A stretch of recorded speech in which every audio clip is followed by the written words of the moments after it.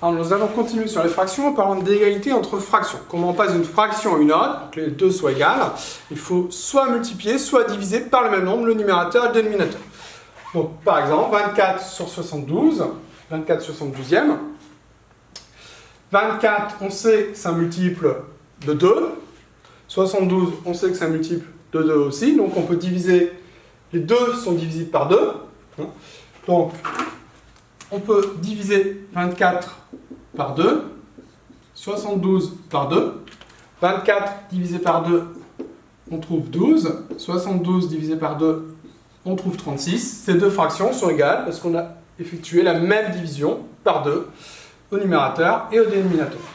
On peut continuer. 12 et 36 sont divisibles à nouveau par 2. On se rend compte au passage qu'on aurait pu diviser directement par 4.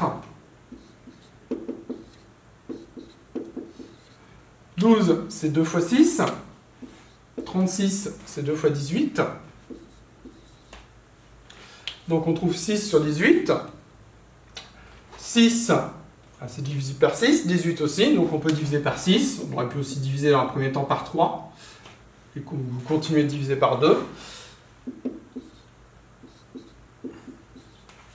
6 divisé par 6, nous trouvons 1.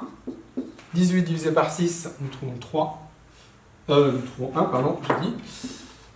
Ici, nous trouvons 3. On trouve un tiers. Et là, on se rend compte qu'on ne peut plus simplifier. Qu'est-ce qu'on a fait en fait? On a justement simplifié la fraction. On avait 24 sur 72. On vient de trouver que c'était égal à un tiers. Le numérateur et le dénominateur sont des nombres plus petits, plus simples que 24 et 72. On a simplifié la fraction en utilisant cette propriété qui nous dit que deux fractions sont égales en passant de l'une à l'autre, en multipliant ou en divisant par un même nombre, le numérateur et le dénominateur. On peut procéder de même avec 15 sixièmes. 15, on sait que c'est divisé par 3, 6 aussi, donc on va diviser les deux par 3. 15 divisé par 3, on trouve 5. 6 divisé par 3, on trouve 2. On a 5 demi. On a simplifié la fraction 15 sixièmes en trouvant 5 demi.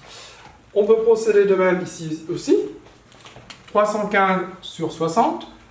Alors, dans les cas plus difficiles comme celui-ci, il faut bien se souvenir des critères de divisibilité. Là, l'échelle des unités 5, donc on sait que le nombre n'est pas divisible par 2.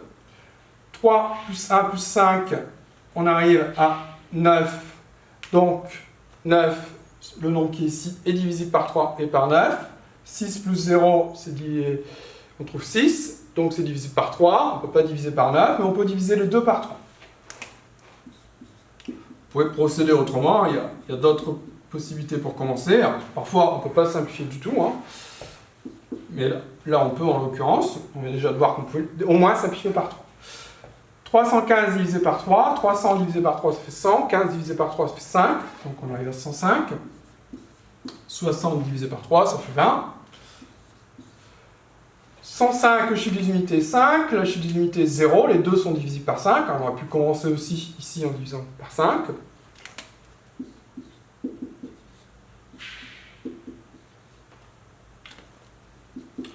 « 105, c'est 5 fois 21. Et 20, c'est 4 fois 5. 4, c'est divisible par 2, par 4 et par 1. Ici, hop, ni divisible par 2, ni divisible par 4, divisible par 1 aussi, mais divisible par 1, ça ne va rien changer. Donc on a simplifié au maximum. 315 sur 60, on a trouvé 21 quarts. Donc, deux fractions sont égales si on divise ou on multiplie le numérateur et le dénominateur par un même nombre pour obtenir l'autre fraction. Dans ce sens-ci, on a divisé. Dans l'autre sens, bien évidemment, on multiplierait. Là, on multiplierait par 2, par exemple. Ça, on verra. C'est notamment utile de multiplier lorsqu'on va ajouter des fractions, ce qu'on verra dans une autre vidéo. Voilà.